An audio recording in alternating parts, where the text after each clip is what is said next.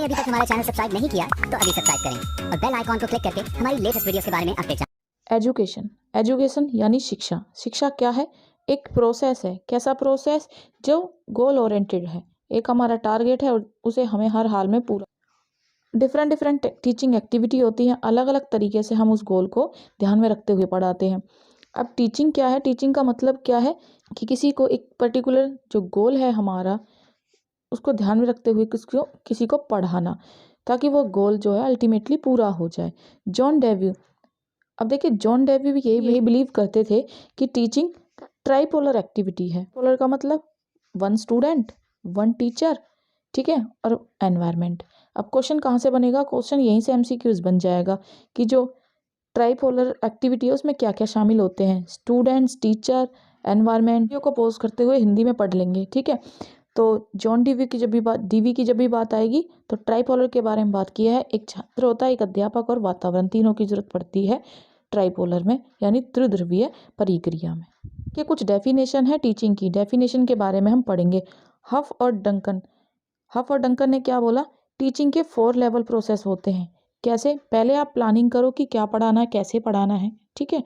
Planning future oriented होती है कि मुझे भविष्य में क्या पढ़ाना है, यानी भविष्य का मतलब अगले पल या अगले घंटे या अगले दिन भी हो सकता है, ठीक है, कि कल मुझे क्या पढ़ाना है पहले ही प्लान करते हो। लेसन प्लान आपने सुना ही है। फिर उसको इंस्ट्रक्शन देने पड़ते हैं कि किस तरह से मैं पढ़ाऊँ।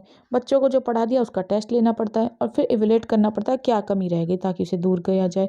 तो जब भी बात आएगी हफ और डंकन की, तो हफ और डंकन को कैसे याद रखोगे? 4 level of process of teaching, ठीक है। तो यहाँ से क्वेश्चन जरूर बनेगा।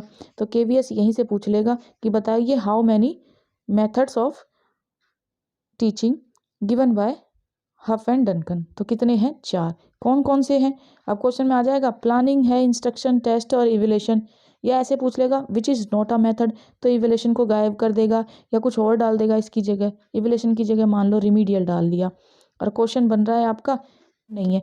प्लानिंग है, इंस्ट्रक्शन है, टेस्ट है, इवेल्युएशन, तो इवेल्युएशन को गायब करके वो क्या? रिमीडियल। तो हमें पता है रिमीडियल नहीं है, उसकी जगह इवेल्युएशन है। तो ऐसे क्वेश्चन बनते हैं। बटोन के अनुसार क्या? टीचिंग एक लर्निंग प्रोसेस है। हम सीखते तो हैं ही टीचिंग में, ठीक है, जिसका एम क्या है? बच्चों को मोटिवेट करना, गाइडेंस करना और एनकरेज करना। भी बात मोटिवेशन, गाइडेंस और एनकरेज, इसकी बात आएगी तो ये किसने दिए? बोटोन ने दिए, ठीक है। हिंदी वाले पॉज करके वीडियो को पढ़ सकते हैं। हफ एंड डंकन ने 4 चरणों वाली प्रक्रिया बताई और बर्टन ने क्या बताया? बर्टन ने बताया कि प्रेरणा, प्रदर्शन और प्रोत्साहन है कि टीचिंग रूल्स कौन कौन से होते हैं। यहाँ से क्वेश्चन बनता है। नॉन टू अननोन, तो नॉन टू अननोन क्या होता है? ज्ञात से अज्ञात। क्या होता है? जब भी हम किसी को पढ़ाते हैं तो टीचर क्या देखता है? क्वेश्चन पूछता है बच्चे से, बताओ बच्चे तुम्हें कितना आता है, उसकी प्रीवियस नॉलेज देखता है, ठीक है। तो उस कंटेंट से, लेसन से उससे पूछ लेता है क्वेश्चन जो भी पढ़ा रहा होता है। ऐसा करने से बच्चे का लेवल पता चल जाता है कि बच्चे को कुछ आता है या नहीं आता, ठीक है। अब जो बच्चे को नहीं आता वो उसे सिखा देता है। तो अध्यापक बच्चे से प्रश्न कर रहा है कितना ज्ञान है और उसका लेवल पता चलने के बाद आगे उसे पढ़ाता है। जो नहीं आता उसे पढ़ा देगा। ईजी टू कॉम्प्लेक्स, ये भी टीचिंग रूल है, ठीक है। पहले बच्चे को क्या करते हैं? शुरू में तो इजी चीज़ें, सिंपल टास्क दे देते हैं, फिर धीरे धीरे ग्रेजुअली होता है, धीरे धीरे इंक्रीज कर देते हैं डिफिकल्ट लेवल। बच्चे को अगर आप गेम भी खिलाते हो ना, देखते हो ना, ऑनलाइन गेमिंग खिलाते हो, पहले इजी लेवल आता है फिर आगे डिफिकल्ट चलता जाता है। तो वही टीचिंग में भी है कि बच्चे को पहले आसान सिखाया जाता है, फिर उसको कॉम्प्लेक्स कर दिया जाता है। अगर शुरू में ही बच्चे को डिफिकल्ट चीज़ें दे दी तो बच्चे का जो कॉन्फिडेंस है वो खत्म ही हो जाएगा, ठीक है, वो डरने लगेगा, आगे बढ़ेगा ही नहीं। स्पेसिफिक टू जनरल क्या कहता है कि पहले तो आप ना, सबसे पहले टीचर क्या करेगा? स्पेशल एक्सपेक्ट दिखाएगा कि मैं कुछ स्पेशल पढ़ा रहा हूँ। इससे क्या होगा? बच्चा ध्यान देगा कि उसकी ना अटेंशन पूरी चली जाएगी कि मैं ना कुछ स्पेशल पार्ट का हिस्सा बनने जा रहा हूँ, कुछ स्पेशल सीख रहा हूँ। तो उसकी पूरी अटेंशन जाएगी स्पेशल चीज़। जैसे ही आप स्पेशल वर्ड बोलते हैं ना, कुछ आज नया करते हैं, कुछ धमाल करते हैं, ऐसे ही ना बच्चा एकदम से फोकस कर देगा और फिर धीरे धीरे आप उसे जनरल कॉन्सेप्ट भी पढ़ा दोगे। कॉन्क्रीट टू एब्स्ट्रैक्ट, देखो कॉन्क्रीट क्या होता है? सबसे पहले कॉन्क्रीट होता है कि बच्चे को जो ना सामने दिख रही हैं चीज़ें, जो उसके सामने चीज़ रखी है उसी के बारे में वो सोच पा रहा है। जो चीज़ उसने पहले कभी देखी ही नहीं तो उसके बारे में वो कैसे सोचेगा? तो ये कॉन्क्रीट चीज़ें होती हैं जो दिखाई दे रही हैं। एब्स्ट्रैक्ट चीज़ें होती हैं कि वो इमेजिनेशन बेस पे भी सोच पाएगा, या अगर आपने वहाँ से चीज़ें हटा दी ना तो भी उसके बारे में वो सोच पाएगा, ठीक है। तो पहले तो बच्चे को पहले जो चीज़ें दिखती हैं ऑब्जेक्ट बेस, तो क्वेश्चन ना यहीं से बनता है। ऑब्जेक्ट बेस जितनी भी चीज़ें होंगी वो कॉन्क्रीट होंगी, ठीक है। और जो ऑब्जेक्ट नहीं होगा इमेजिनेशन बेस पे है वो एब्स्ट्रैक्ट होगा। तो पहले बच्चे को जो चीज़ें दिख रही हैं, ऐसे एप्पल दिखाते हैं बच्चे को, फिर उसके बारे में पढ़ाते हैं, ठीक है। फिर बाद में धीरे धीरे जैसे वो बड़ा होने लगता है, हम सिर्फ इमेजिनेशन या लेक्चर के बेस पे उसको सिखाते रहते हैं और वो सीख भी जाता है। तो concrete to abstract, whole to partial. पहले बच्चे को ना पूरी चीज़ के बारे में अच्छे से बताना चाहिए। जैसे मान लो कोई कार है, तो कार के बारे में बता रहे कि ये कार है, ठीक है। तो बाद में उसके पार्ट के बारे में बताना चाहिए कि कार के अंदर गियर होता है, स्टीयरिंग होती है। छोटे से बच्चे को ये थोड़ी ना बता देखो ये गियर है, इसको ऐसे लगाते हैं, ये सब नहीं सीख पाएगा। पहले उसे बताओ कि पहले गाड़ी होती है, उसके अंदर के पार्ट है। तो पहले पूरी चीज़ के बारे में, फिर पार्शियल चीज़ के बारे में। जैसे देखिए अनश्योर टू श्योर, कोई भी चीज़ जो आपने कभी देखी नहीं है ना, नई चीज़ होती है, तो आप पहले कन्फ्यूज से नहीं होते, पता नहीं अच्छी होगी या नहीं होगी। जैसे ना हम सब ने देखा है, आपने भी देखा है कि हम होते हैं तो स्मार्टफोन चलाना एक बार तो झंझट लगता है, कन्फ्यूज रहते हैं लें ना लें, ठीक है, सीखेंगे या नहीं सीखेंगे। लेकिन नई चीज़ को लेकर कन्फ्यूज़न होती है ना, ऐसे ही बच्चे के मन में भी कन्फ्यूज़न होती है कि नई चीज़ जो पढ़ा रहे पता नहीं मैं सीख पाऊंगा या नहीं सीख पाऊंगा। तो बच्चा भी अनश्योर होता है। तो अनश्योर से आपको श्योर की तरफ ले जाना, उसे धीरे धीरे इस तरह से नॉलेज देनी है कि वो सेटिस्फाइड हो जाए कि हाँ, अब जो मेरी जितने भी मुझे कन्फ्यूज़न थी वो सारी दूर होगी। इस तरह से आपको कॉन्सेप्ट बच्चे को पढ़ाना है कि उसकी सारे कन्फ्यूज़न। आगे देखिए चाइल्ड सेंटर्ड। चाइल्ड सेंटर्ड बहुत इंपॉर्टेंट है। जो भी पढ़ा रहे हो बच्चे को ध्यान में रख के पढ़ाएगा। जो भी टीचर पढ़ा रहा है, जो भी उसको ज्ञान देना ना, उसकी अपनी नॉलेज नहीं झाड़नी बच्चे के ऊपर कि मेरे को ये सब आता है। उसको सिर्फ ये ध्यान रखना है कि बच्चे की फीलिंग, बच्चे का एक्सपीरियंस कितना है, बच्चे का इंटरेस्ट और बिहेवियर, इन सारी चीज़ों को ध्यान में रख के सिखाना है कि बच्चे को इस तरह कुछ फील ना हो जाए कि वो तो बिल्कुल नालायक है, ठीक है, उसे कुछ नहीं आता, ऐसा भी ना फील हो। बच्चे को एक्सपीरियंस जीरो होता है, मतलब नए बच्चे को नई पहली बार चीज़ें सिखा रहे हो, ये भी ध्यान में रखना है। और बच्चे का इंटरेस्ट भी देखना है कि वो इस चीज़ को सीखने के लिए इंटरेस्टेड है या नहीं। फिर ये देखना कि उसका बिहेवियर चेंज हुआ या नहीं, ठीक है। तो अब उसको याद कैसे रखोगे? अब आपसे चाइल्ड सेंटर्ड में ना यही सब पूछ लिया जाएगा कि बताइए ये चीज़ें होती है या नहीं, तो इसको याद रखोगे। जैसे वाइफ को ट्रीट करते हैं ना, उसके बिहेवियर इंटरेस्ट की चीज़ों के अकॉर्डिंग ही आपको बात करनी होती है। ऐसे ही याद रख लेना, ठीक है। डब्ल्यू की जगह मैंने बी लगा दिया। अब ये है क्या वाइफ? बी से बिहेवियर, बच्चे के बिहेवियर के बारे में, बच्चे के इंटरेस्ट के बारे में, बच्चे के एफ फॉर फीलिंग के बारे में, बच्चे के ई फॉर एक्सपीरियंस के बारे में। तो वाइफ का फुल फॉर्म समझ में आ गया? वाइफ मतलब बच्चे के बिहेवियर को रख के आप पढ़ा रहे हो, इंटरेस्ट को ध्यान में रख के, फीलिंग को ध्यान में रख के और एक्सपीरियंस के ध्यान में रख के। ये चार चीज़ें ही होती है। जब भी आपके दिमाग में चाइल्ड सेंटर्ड आएगा, वाइफ याद रख लेना, वाइफ, ठीक है। Differentiation analysis to synthesis. Analysis का मतलब होता है अलग अलग। याद कैसे रखोगे? ए फॉर एनालिसिस, ए से अलग। और सिंथेसिस का मतलब होता है कि सम मतलब अलग अलग चीज़ों को जोड़ देना। ऐसे आपको याद हो जाएगा। तो बच्चा बिल्कुल छोटा है, उसे पहले टुकड़ों में चीज़ें सिखा रहे हो, अलग अलग चीज़ें, ठीक है, पार्ट। जैसे कि आप अगर टेबल सिखाने जा रहे हो तो सीधा ही 2 से 20 तो सिखा नहीं दोगे। पहले सिर्फ 2 का सिखा रहे हो, फिर 3 का, फिर सबको जोड़ के 2 से 20 तक सारे पार्ट टेबल आ जाते हैं। ऐसे ही अगर उसको कोई पोयम सिखाना चाह रहे हो तो पहली 1 लाइन याद कराते हो, फिर 10 लाइनों की पोयम उसको याद हो जाती है, ठीक है। तो एनालिसिस पहले टुकड़ों में चीज़ें कर दी छोटी। जब छोटे थे तब भी अपनी मम्मी के पास जाते थे कि इतना बड़ा क्वेश्चन, मम्मी इसको छोटा कर दो, ठीक है। बच्चा का दिमाग ये होता है कि छोटा कर दो, इसको छोटा कर दो, फिर मैं इसको याद कर लूँगा, ठीक है। तो यही है एनालिसिस टू। हिंदी वाले बच्चे पोज करके देखें। विश्लेषण का टुकड़ों में तोड़ना, फिर उसको संश्लेषण का अर्थ है जोड़ना। पहले कविता को छोटा कर दिया तोड़ तोड़ के, फिर उसको निचोड़ जो भी है पूरा कंक्लूजन पूरा बड़ा करके उसको याद कर। Psychological to logical. देखो, आपने तारे ज़मीं पे मूवी सभी ने देखी होगी। पहले उस बच्चे के ना सारी चीज़ें, वो जो आमिर है, ठीक है, तारे ज़मीं पे देख लेता है कि साइकोलॉजिकल, कि वो बच्चा ना सारी चीज़ों को ड्राइंग के वे में ही समझ पा रहा है। तो धीरे उसकी साइकोलॉजी को समझ के उसको ड्राइंग वे में समझाता है, फिर लॉजिकल चीज़ें भी उसको उसी तरीके से सिखाता जाता है। तो ठीक है, पहले बच्चों की आपको साइकोलॉजी को समझना, उसका कैसा बिहेवियर है, किस तरह का बच्चा है, कैसे वो मोटिवेट हो रहा है, उसके बाद उसके इंटरेस्ट के अकॉर्डिंग धीरे धीरे उसको पढ़ाते जाना है। यहाँ पे आपका वाइफ ही काम करेगा। बी फॉर उसके बच्चे का बिहेवियर, आई फॉर इंटरेस्ट और एफ फॉर फीलिंग और ई फॉर उसका एक्सपीरियंस। इन चीज़ों से आप ले जाओगे उसे लॉजिकल की तरफ। ऐसा नहीं है छोटा बच्चा है सीधे ही आप बहुत बड़े बड़े क्वेश्चन मैथ्स के करा रहे हो, स्टार्टर है उसको मैथ्स के बड़े बड़े क्वेश्चन दे रहे हो, कह रहे हो इक्वेशन वगैरह ये सब सॉल्व करो, ऐसा नहीं होता। पहले आप उसे बेसिक चीज़ें समझाते हो, ठीक है। तो ये ऐसे भी याद रख सकते हो। पहले बच्चे को मनोवैज्ञानिक तरीके से तैयार कर रहे हो, फिर उसको पढ़ा रहे हो और उसके साथ साथ उसकी रुचि भी देख रहे हो। मोस्ट इम्पोर्टेंट, हमेशा हर कॉम्पिटिटिव एग्जाम में यहाँ से क्वेश्चन बनता ही बनता है। कैरेक्टरिस्टिक्स ऑफ टीचिंग, क्या होती है टीचिंग की विशेषताएं? Teaching is a social activity है, सामाजिक क्रिया है, सभी के मिलकर ये टीचिंग पूरी होती है, के लिए समाज के ही लोगों को पढ़ाया जा रहा है। Teaching is a linguistic activity, ये कई भाषाओं में होती है, लिंग्विस्टिक होती है, ठीक है, कई भाषाओं में अलग अलग पढ़ाई जाती है। टीचिंग एक सेल्फ प्रोसेस होती है। आर्ट भी है। आर्ट मतलब पढ़ाना एक कला है। हर कोई टीचर नहीं बन जाता। आपको पढ़ाना आना चाहिए, आपको आर्ट आना चाहिए, आपको स्किल्स होनी चाहिए कि किस तरह से बच्चे को पढ़ाया जाए। और teaching is a developmental process. Development मतलब ये विकसित होता रहता है, बढ़ता रहता है। ठीक है, जब बच्चा धीरे छोटी क्लास में होता है तो धीरे धीरे धीरे बड़ी क्लासों में आता जाता है। एक टीचर भी अनुभव के साथ साथ एक बड़ा टीचर बन जाता है। किस तरह से कि पहले जब एक नया टीचर है और एक बहुत 10 सालों से पढ़ा, दोनों में अंतर आप देख ही सकते हैं। अनुभव के अनुसार वो डेवलप कर जाता है, उसकी नॉलेज बहुत बढ़ जाती है। और टीचिंग एक ट्राइपोलर तो है ही। देखिए, अगर बात की जाएगी सिर्फ जॉन डीवी की, ठीक है, तो जॉन डीवी ने तो 3 ट्राइपोलर दिए ही थे। पहले तो एक स्टूडेंट भी होना चाहिए, ठीक है, फिर एक टीचर भी होना चाहिए जो उसको पढ़ा सके, और एक एनवायरनमेंट भी होना चाहिए। ठीक है, या एनवायरनमेंट की जगह आप ऐसे भी याद रख सकते हैं, तो जॉन डीवी की बात आएगी तब एनवायरनमेंट, वरना आप करिकुलम याद रख सकते हैं। बीएड में आप सभी ने पढ़ा होगा। वीडियो को पोस्ट करके हिंदी में स्क्रीनशॉट ले लें।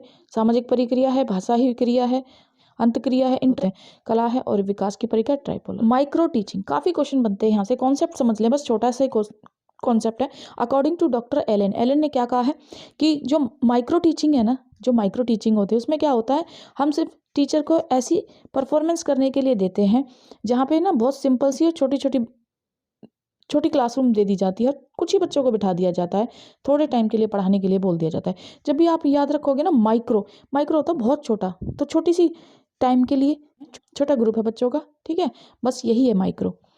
अब इसे समझोगे कैसे कि मान लो कि जो फीमेल है, ध्यान रखें, अगर आप कुकिंग करना चाहें तो ऐसे तो नहीं जब आप सीख रहे हो तो 50 लोगों का खाना बनाना एक साथ सीखते हो।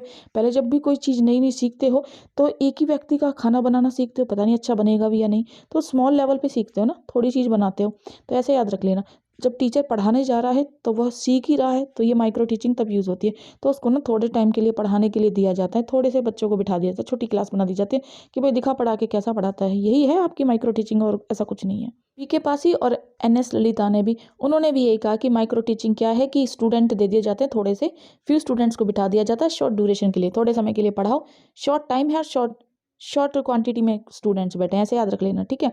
यही है माइक्रो टीचिंग। और इसने पासी और ललिता ने एक बात और जोड़ दी है, क्या कि जो टीचिंग एड्स हैं वो भी स्पेसिफिक थोड़े से दे दिए जाते हैं। टीचिंग एड क्या होते हैं भाई, जिनसे आप पढ़ा रहे हो, जैसे कि आपके पास कोई मॉडल हो गया, आप अगर मैप पढ़ाना चाह रहे हो, मैप हो गया, ठीक है। और आजकल मैथ्स पढ़ाना चाहते हो तो उसके लिए बच्चों को स्टिक दे दी जाती है। करेंसी के बारे में आप बताना चाहते हो तो बच्चों को तो टीचर नोट दिखा के उनको बता देता है, ठीक है। तो एक एज अ मॉडल आप कोई चीज़ प्रयोग करते हो तो वही होती है टीचिंग एड्स। शॉर्ट ड्यूरेशन के लिए, थोड़े टाइम के लिए, थोड़े से बच्चों को पढ़ा के देख रहे हो, बस यही है आपकी माइक्रो टीचिंग। नया नया होता ना, उसको बस यही एक स्किल सिखानी है हमें।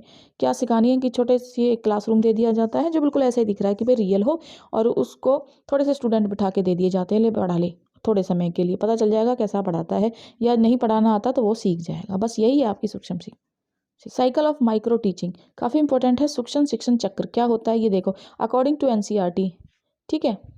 टीचिंग सेशन 6 मिनट का होता है। टीचिंग सेशन 6 मिनट का, 6 मिनट आप पढ़ाओगे, फिर 6 मिनट फीडबैक लोगे, बच्चों बताओ मैंने कैसा पढ़ाया, फिर रीप्लान सेशन करोगे, अगले दिन मुझे क्या पढ़ाना है इसकी भी प्लानिंग करोगे, कल मैं क्या पढ़ाऊंगा, 12 मिनट बैठ के रीटीच सेशन दोबारा पढ़ाओगे अगले दिन 6 मिनट, और री सेशन फिर से 6 मिनट, ठीक है, फिर टोटल 36 मिनट इस तरह के हो गए। तो टुकड़ों में पढ़ा रहे हो आप, हिंदी में पोस्ट करके देख ले। शिक्षण सत्र 6 मिनट का, प्रतिपुष्टि भी आप 6 मिनट लोगे, और फिर पुनः योजना बनाओगे दोबारा पढ़ाने के लिए 12 मिनट, फिर पुनः अध्यापन शिक्षण फिर से 6 मिनट, और यहाँ पर री फीडबैक फिर से 6 मिनट। बस सब कुछ 6-6 मिनट है, बस ये देख लेना। दोबारा प्लानिंग कर रहे हो ना, वो 12 मिनट की है, बाकी सारी चीज़ें 6 मिनट की हैं, ठीक है। तो 6-6-6-6 चार चीज़ें 6-6 मिनट की, 24 तो ये हो गया, और 12 मिनट की है आपकी री सेशन, तो टोटल 12 और 24 कितने हो गए, 36 मिनट का कुल समय होता है। टाइप्स ऑफ टीचिंग, शिक्षण के प्रकार, काफ़ी इंपॉर्टेंट चीज़ें हैं, पूछ ली जाती है कितने टाइप्स की हैं, 4। मैक्रो टीचिंग, ग्रुप टीचिंग, री टीचिंग, रिमीडियल टीचिंग। जानते हैं इनके बारे में, ये होती क्या है। वृत्त विस्तृत शिक्षण, टोली शिक्षण, पुनः शिक्षण और उपचारात्मक शिक्षण, इन सब के बारे में अब हम पढ़ेंगे मैक्रो टीचिंग। देखिए अभी मैंने पढ़ाई थी माइक्रो होता है बिल्कुल छोटा सा, और उससे ऑपोजिट होता है बड़ा, यानी मैक्रो मतलब हो गया बड़ा, माइक्रो छोटा, मैक्रो बड़ा, नाम से ही पता चल रहा है। यहाँ छोटे टाइम के लिए पढ़ा रहे थे, थोड़े टाइम के लिए थोड़े से स्टूडेंट्स को पढ़ा रहे थे, मान लो 5 से 6 स्टूडेंट्स को पढ़ा रहे थे। और मैक्रो मतलब बड़ा, यानी ज़्यादा टाइम के लिए पढ़ा रहे हैं और ज़्यादा स्टूडेंट हैं, मान लो 60 स्टूडेंट्स हैं, ठीक है। इतना ही है बस कि मैक्रो टीचिंग क्या है। मैक्रो टीचिंग में आप डिटेल में पढ़ा रहे हो, जब डिटेल में पढ़ाओगे लेक्चर मेथड यूज़ कर रहे हो और ज़्यादा बच्चों को पढ़ा रहे हो, बस यही है। हिंदी में वृत्त शिक्षण मतलब एक जो अध्यापक है वो बड़े समूह को एक साथ पढ़ा रहा है और लेक्चर मेथड का प्रयोग कर रहा है। ग्रुप टीचिंग, टोली या समूह शिक्षण। ग्रुप से याद आ गया होगा, जब आप छोटे थे तो ग्रुप में बैठ के स्टडी करते थे, बहुत सारे स्टूडेंट्स मिलकर स्टडी कर रहे हो, तो सेम ऐसा टीचिंग है। अब यहाँ पे टीचर बैठ के ग्रुप बना रहे हैं कि हमें क्या पढ़ाना है, तो यहाँ पे टीचरों का ग्रुप बन रहा है, यही ग्रुप टीचिंग है। दो या दो से ज़्यादा टीचर मिलकर बैठ गए और बता रहे हैं एक दूसरे को कि भाई क्या पढ़ाना है, नए नए मेथड्स कौन से हैं, कैसे लेसन प्लान बनाना है, यही आपका ग्रुप टीचर है। तो ग्रुप टीचर क्या, जब दो या दो से अधिक टीचर इन्वॉल्व हो जाते हैं और वो फिर मिलके प्लानिंग करते हैं, टाइम पीरियड किस तरह से पढ़ाना है, एजुकेशन कैसे देनी है, बेस्ट क्या कर सकते हैं, क्या चेंजेस ला सकते हैं, यही है आपका ग्रुप टीचिंग बस। समूह शिक्षा क्या है या टोली शिक्षण क्या है? भाई जब टीचर हैं, कई शिक्षक मिलकर पढ़ा रहे हैं, दो या दो से अधिक शिक्षक भाग ले रहे हैं और योजना बना रहे हैं कि किस तरह से हम पढ़ाएं, और जो नई नई चीज़ें हैं, तरीके हैं, लचीली विधियां हैं, उनका प्रयोग कर रहे हैं। री टीचिंग, पुनर्शिक्षण। री का मतलब क्या होता है? अगेन, ठीक है, ऐसे याद रख लेना। अगेन टीच, दोबारा टीच कर रहे हैं, ठीक है। दोबारा क्या टीच कर रहे हैं? जो भैया पहले पढ़ा चुके हैं उसी को वो दोबारा पढ़ा रहे हैं। अब यहाँ पे ये बात ध्यान में नहीं रखेंगे कि मैं पहले पढ़ा चुका हूँ तो थोड़ा थोड़ा छोटी मोटी इन्फॉर्मेशन दे दूँ ना, उसको बच्चे को पूरी तरह से पढ़ाना है, होल क्लास टीच, ठीक है, पूरी क्लास को। मेथड ऑफ टीचिंग, शिक्षण के तरीके, काफ़ी क्वेश्चन बनते हैं। शिक्षण के तरीके में पढ़ेंगे इंडक्टिव मेथड यानी आगमन विधि। ऐसे आगमन, पहले तो ये समझ लो ये होता है क्या, आगमन यानी ऐसे अनार हम किस में सिखाते हैं? प्राइमरी लेवल में। तो पहले तो याद रखना कि हम छोटी क्लासों में पढ़ाते हैं, प्राइमरी लेवल में। अब छोटी क्लास है तो बच्चा छोटा है तो चाइल्ड सेंटर, बच्चे को ध्यान में रखे हुए आप पढ़ाओगे। दो चीज़ें आप याद रखोगे, ठीक है। बाकी इसके जो फाउंडर हैं, फाउंडर होता है जिसने ये बनाई थी, कौन है? पेस्टालॉजी है, तो ये भी याद रखोगे, क्वेश्चन यहीं से बनता है। और क्या याद रखोगे? बच्चे को पहले आप क्या दे रहे हो? पहले आप जब पढ़ा रहे हो बच्चे को तो आप एक एग्जाम्पल बच्चे को दे रहे हो, ठीक है। बच्चा उस एग्जाम्पल को अंडरस्टैंड करेगा, जैसे डेली लाइफ एक्सपीरियंस एक्टिविटी से उस एग्जाम्पल को एक्सपीरियंस करेगा। आप जो भी उसे उदाहरण दोगे वो डेली लाइफ से कनेक्ट कर दो। जैसे कि मान लो कि आप उसे बता रहे हो कि ये पेड़ का पत्ता है और ये धीरे धीरे ग्रो कर रहा है, तो आप उसे सीधा जाके पेड़ दिखा दो। 10-15 दिन बाद दोबारा उस पेड़ को दिखा दो कि देखो अब ये ग्रो कर चुका है, ठीक है। तो ये होता है बस डेली लाइफ एक्सपीरियंस, चीज़ों को रिलेट कर दो। अब ये जो आप पढ़ा रहे हो वो क्या है? Specific to general. आपने पहले कोई स्पेशल चीज़ें उसे बता दी, यानी आपने पहले उसे कोई एग्जाम्पल दे दिया, ठीक है। एग्जाम्पल जैसे कि उसने आपने कोई क्वेश्चन उसे करा दिया, एग्जाम्पल दे दिया, बाद में आपने उसे जनरल क्वेश्चन करने को बोल दिया, तो यही है स्पेसिफिक टू जनरल। याद कैसे रखोगे? SG करके याद रखोगे जब भी बात आएगी इंडक्टेड मेथड की।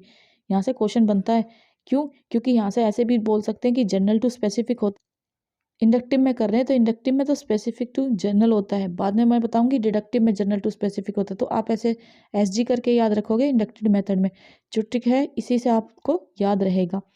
और ये चाइल्ड सेंटर्ड होता है, मैंने बता दी, प्राइमरी लेवल पे काम करता है।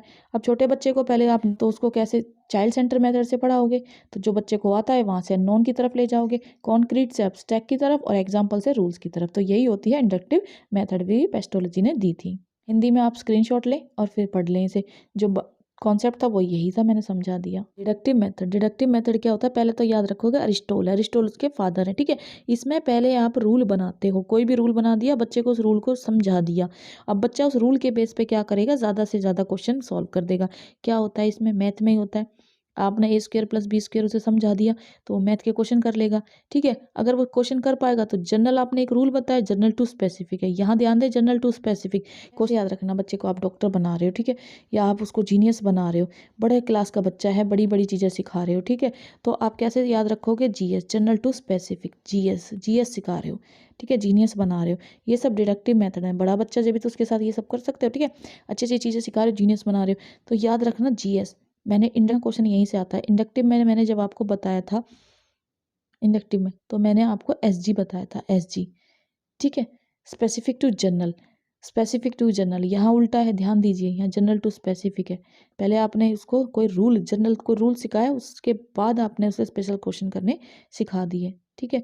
तो ये बड़ी क्लास में यूज़ होता है, और बड़ी क्लास में यूज़ होता है तो आप लेक्चर मेथड भी पढ़ा सकते हो, और जब लेक्चर मेथड भी पढ़ा सकते हो तो वो टीचर सेंटर्ड है, टीचर अपने आप को ध्यान में रखते हुए पढ़ा रहा है, ना कि बच्चे को, ठीक है। तो इस तरह से आप डिडक्टिव मेथड याद रखोगे। हिंदी में देखिए, अरस्तु हैं इसके जनक, निगमन विधि के। पहले आप नियम बता रहे हो, फिर बच्चे को नियम के अनुसार सिखा रहे हो, ठीक है, सामान्य से विशिष्ट की ओर।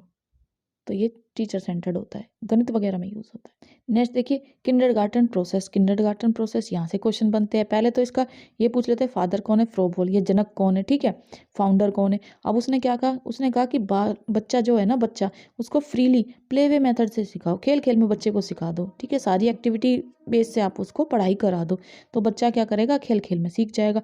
खेलने की बात आएगी तो किंडरगार्टन याद रखना है बस आपको। तो बच्चे को सिर्फ सिखाना है, वो भी कैसे से, मेथड से, प्ले मेथड से, और फ्रीडम देनी है, पूरी फ्रीडम। जैसे अलग अलग रंग के फूल होते हैं, वैसे अलग अलग हमारी दुनिया में अलग अलग तरह के बच्चे होते हैं, उन सबको अलग अलग मेथडों से सिखाना है। और बच्चों को इतना सिखा देना कि उनका सोशल डेवलपमेंट हो जाए। प्रणाली जो फ्रोबेल ने दी थी, स्कूल में बच्चों को ऐसे सिखाना है कि वो खेल खेल में सब कुछ सीख जाए, और खेल खेल में सीख के बच्चों का अच्छे से विकास हो जाए। तीसरी प्रोसेस, पहले तो इसका दी किसने थी, मारिया मोंटेसरी, नाम से याद हो रहा है, ये तो आसान है, ठीक है। इसने क्या किया, इसने ऑब्जर्व किया था मारिया मोंटेसरी ने कि हमारे पास ना कुछ लो लेवल बच्चे भी होते हैं, लो लेवल के, जिनका इंटेलिजेंस लेवल कम होता है। क्यों कम होता है, क्योंकि भैया इनको अच्छे से ट्रेनिंग नहीं मिली थी, जिसकी वजह से इनका मेंटली लेवल, जो सेंसर्स थे ऑर्गन, वो दबे हुए रह गए, स्ट्रेस की वजह से इस तरह से कम रह गए। अब इनको ना बेस्ट मेथड ये है कि प्ले वे मेथड में सिखाओ, क्योंकि ये और ज़्यादा स्ट्रेस तो ले नहीं सकते। तो लो मेंटल एबिलिटी के जो बच्चे हैं उनको प्ले मेथड से सिखाना, बस यही थी मोंटेसरी प्रोसेस। कुछ main properties of Montessori method. Method कैसे सिखाओगे बच्चे को, उनकी नीड देखो, अब उनको ट्रेनिंग दो, उनके जो सेंसरी ऑर्गन हैं जो अच्छे से विकसित नहीं हो पाए थे, उनकी ट्रेनिंग नहीं हो पाई थी, अब उनको ट्रेनिंग दे दो, ठीक है। बच्चे को पूरी फ्रीडम के साथ पढ़ाओ, और बच्चे को फिजिकल एजुकेशन पे ध्यान दो, ठीक है, ज़्यादा से ज़्यादा, और बच्चे के जो सेल्फ एजुकेशन है उस पर ज़्यादा जोर दो, ठीक है। बच्चे को इतना तो इंडिपेंडेंट कर दो कि वो अपने फुली इंडिपेंडेंट हो जाए, इतना सब उसको सिखाई दो, ठीक है। और उसको पनिशमेंट बिल्कुल नहीं देना, पनिशमेंट को बिल्कुल नहीं देनी है, और उसको जो भी एजुकेशन दोगे वो गेम्स के थ्रू दोगे।